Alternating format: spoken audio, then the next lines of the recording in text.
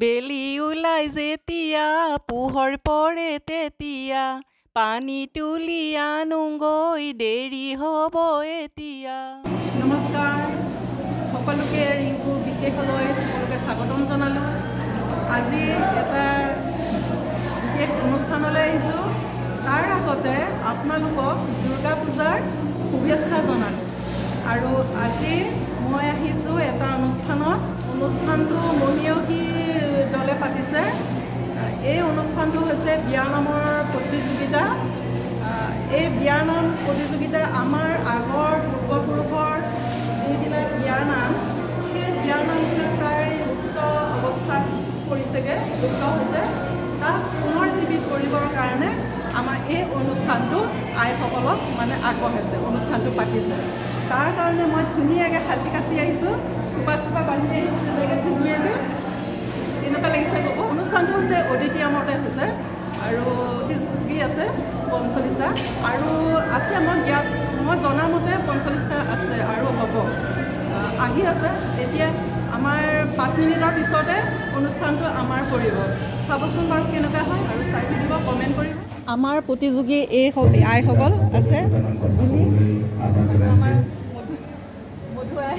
প্ৰথম কথাটো হৈছে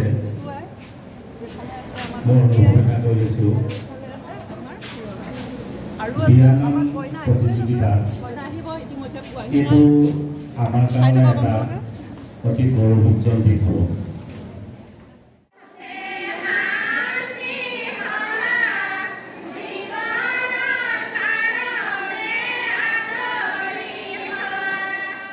ধেমাজি জিলাত অনুষ্ঠিত হোৱা বিয়ানামৰ এয়া হৈছে প্ৰথমটি দল আৰু প্ৰত্যেকৰে অলপ অলপ দৃশ্যাংশ দেখুৱাবলৈ মই চেষ্টা কৰিম প্ৰত্যেক দলৰে। আৰু 3টি দলৰ পিছতে আমাৰ দলটি মঞ্চত উপস্থিত হ'ব। আপোনালোকে উপভোগ কৰকচোন, কেনেকুৱা লাগে ক'ব, কমেণ্ট কৰিব।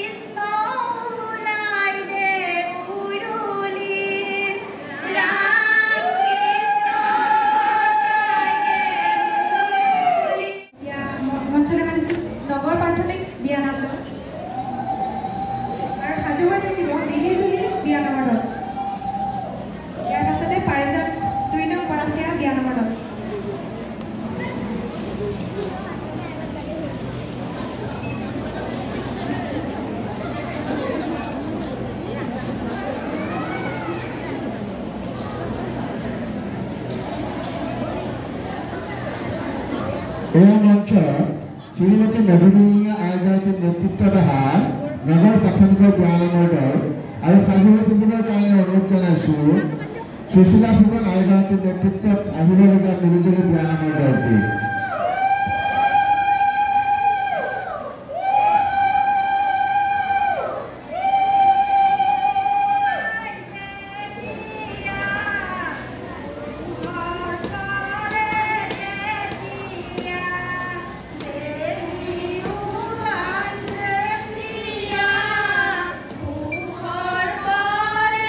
Te